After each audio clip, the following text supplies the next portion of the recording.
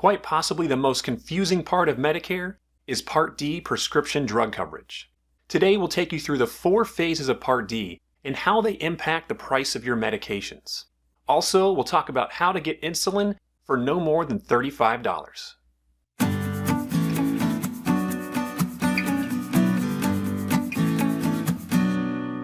Andy Stamus here with Medicare Mindset. We're in a new year, so that means Medicare Part D resets.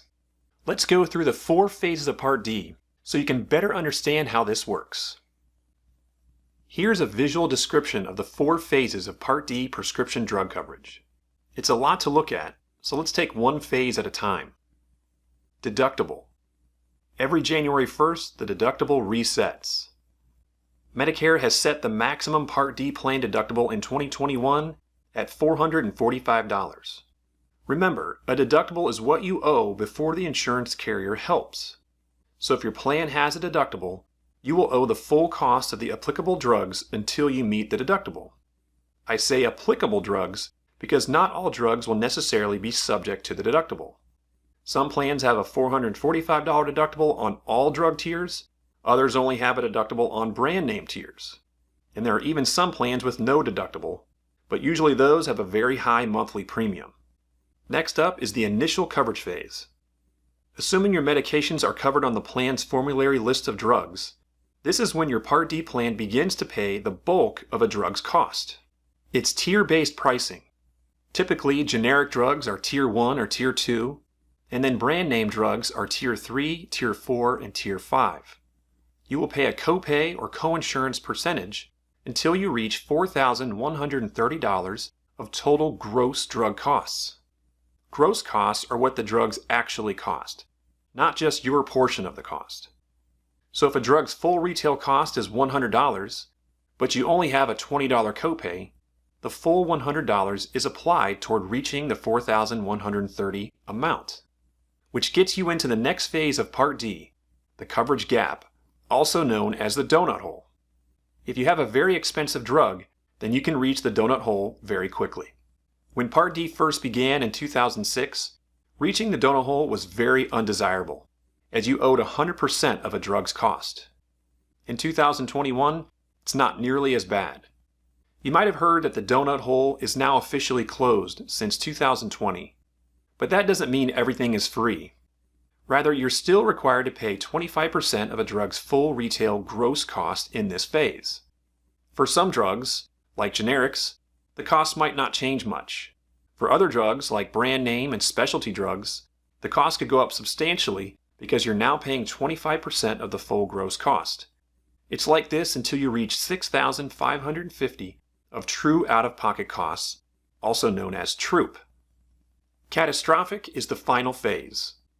When your true out-of-pocket costs reach $6,550, you're in the catastrophic phase. Here, for the remainder of the year, you will pay the higher of $3.70 for generics, $9.20 for other drugs, or 5% of a drug's full gross cost. But you don't actually have to pay $6,550 out of your pocket. Most people, when seeing that number, think they'll never reach that amount in drug costs. But it's easier to get to the catastrophic phase than you think. TROOP is calculated by adding up these 4 items: your costs in the deductible phase, your costs in the initial coverage phase, your costs in the coverage gap donut hole phase, and 70% of the brand name costs in the coverage gap, which the manufacturer pays on your behalf. As you can see, if you experience all 4 phases of Part D, you will potentially pay 4 different prices for your medications throughout the year. And keep in mind, you would only deal with the donut hole and catastrophic phases if you take pretty expensive medications. If your prescriptions are all Tier 1 and Tier 2 generics, then your Part D coverage will be pretty straightforward.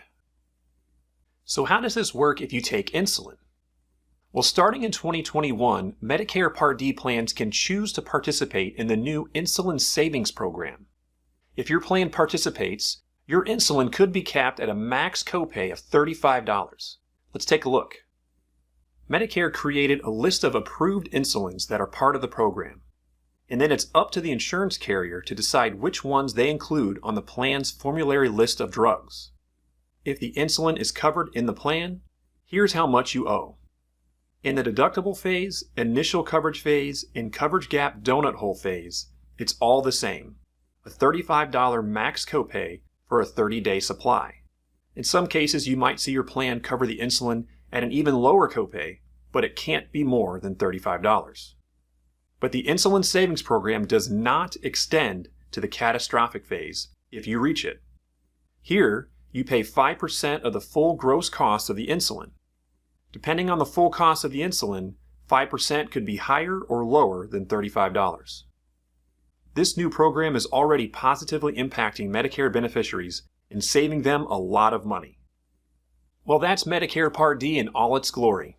Bottom line, you don't have to do this on your own. That's what we're here for. Contact us anytime with questions.